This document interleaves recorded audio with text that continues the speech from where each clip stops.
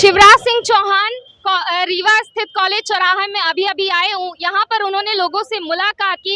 यहाँ पर अलग अलग वर्ग के लोग अपनी अपनी समस्याएं लेकर पहुंचे। हर कोई यहाँ पर मामा से मुलाकात करना चाहता था। ये हमारे साथ जुड़े हैं यहाँ पे रीवा का छात्र वर्ग जो अपनी मांगों को लेकर यहाँ पर आया हुआ है। आइए हम उनसे जानते हैं कि क्या उनकी मांगे हैं। मामा से उनकी क्या मांग है, क्या वो चाहते हैं। मैं शुभम प्रसाद कुशवाहा अवधेश प्रताप सिंह विश्वविद्यालय रीवा का छात्र हूं। लगातार हम लोगों की समस्याएं आज 8-9 महीने से बनी हुई है, जिसमें हम लोगों ने रीवा कलेक्टर साहब को, रीवा कमिश्नर साहब को और भोपाल उच्च अधिकारियों को भी हम लोगों ने ज्ञापन आवेदन दिया था और रीवा के कुलपति साहब और रजिस्ट्रार साहब को भी हमने कई बार आवेदन दिया था। यहाँ तक 8 महीने की समस्या लगातार चल रही है। उसके बाद आज भी हम लोगों के कमिश्नर साहब की मदद के माध्यम से 50% हम लोगों की समस्या सॉल्व हुई थी, लेकिन अभी 50% बनी हुई है, उसमें अब कोई कार्रवाई नहीं की जा रही। मैं मध्य प्रदेश मुख्यमंत्री मामा जी से ये कहना चाहता हूँ कि हम छात्रों के लिए स्कॉलरशिप दें, हम पढ़ने के लिए जो योजना बनाई गई थी उसको दें, ताकि हम लोग पढ़ सीख सकें, अपना भविष्य को उज्जवल बना सकें।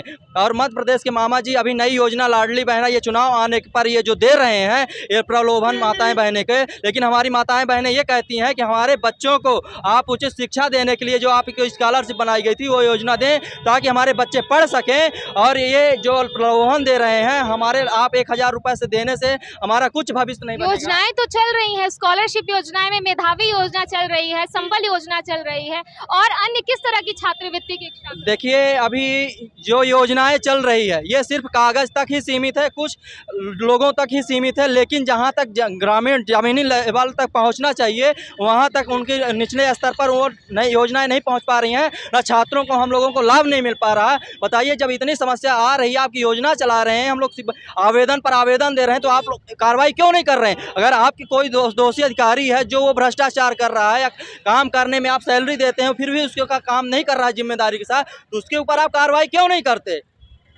हम लोगों की ये मांग है कि हम लोगों की समस्या को सुना जाए। और हम लोग, आपकी समस्या क्या? आपकी समस्या यही स्कॉलरशिप की है? हम लोगों की समस्या स्कॉलरशिप है और आवास भत्ता ST SC OBC के छात्रों को जो आवास भत्ता दिया जाता था वो आवास भत्ता भी नहीं दिया है। आज हम लोग आए थे कॉलेज और हम लोगों ने कल भी प्रशासन से बात की थी, शांतिपूर्ण से CM साहब से मिलने के लिए कि आ रहे हैं, तो हम लोग अपनी स्कॉलरशिप की समस्या छात्रों की रखना चाहते हैं। तो उन्होंने कहा था कि आप शांतिपूर्ण से दे सकते हैं, लेकिन हम लोग आज आए थे, आवेदन दिए हैं उनको। अब कार्रवाई न करना या न करना उनका काम है, लेकिन मध्य प्रदेश के मुख्यमंत्री मामा जी से कहना चाहता हूँ, अगर आप हम लोगों की स्कॉलरशिप की समस्या, छात्रों को रोजगार और जो ये आप प्रलोभन दे रहे हैं लाडली बहना, इससे आपका काम नहीं चलेगा। प्रलोभन से हम लोगों को जो निचली योजना है उसका भरपूर लाभ दें। हम इसका आगे आने वाले चुनाव में 2023 में हम इसका असर दिखाएंगे, भरपूर दिखाएंगे। हम वोट नहीं देंगे सीधी इसमें बाद हम सरकार गिराने का काम कर, सत्ता से उखाड़ देंगे। जिस प्रकार से जनता सत्ता पे बैठाने का काम करती है युवा छात्र शक्ति, उसी तरह से सत्ता से ढकेलने का काम भी करती है।